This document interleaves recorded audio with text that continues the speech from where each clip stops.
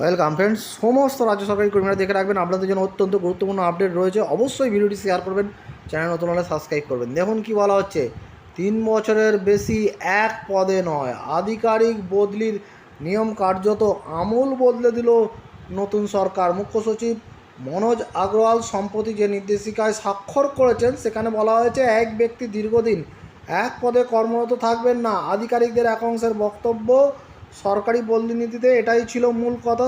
সেই রীতি মান্যতা পেত একটা সময়, তবে বিগত তৃণমূল সরকারের আমলে এই রীতির পদ বদলেছিল। নতুন নির্দেশে বলা হয়েছে, কোনো অফিসার এক পদে টানা 3 বছর কাজ করলে তিনি বদলির জন্য বিবেচিত হবেন।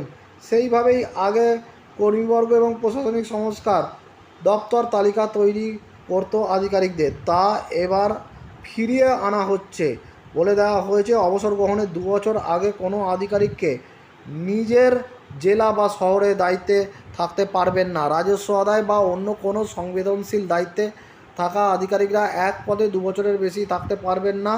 4 বছরের বেশি এক পদে থাকলে বদলি হবে অবধারিতভাবে। তবে বিশেষ জরুরি পরিস্থিতিতে পার দপ্তর এই নীতি চাইলে কিছুটা শিথিল করতে পারবে। অভিজ্ঞ কর্তাদের এক অংশের মতে এই সিদ্ধান্তের 2টি দিক রয়েছে। প্রথমত, স্বচ্ছতা বজায় রাখা এই নীতিতে সম্ভব, তাতে দীর্ঘদিন এক পদে থাকলে অনৈতিক কাজের প্রবণতা কমতে পারে। দ্বিতীয়ত, যুক্তি, সরকার মনে করলে কাউকে এক পদে রেখেও দিতে পারে দীর্ঘ সময়। সেক্ষেত্রে জরুরি পরিস্থিতির সংজ্ঞা তৈরি হতে পারে প্রশাসনের ইচ্ছা অনুসারে। তবে আদেশনামার পরে প্রশাসনের বড় ধরনের বদলের সম্ভাবনা উড়িয়ে দিচ্ছে না আধিকারিকদের অনেকেই।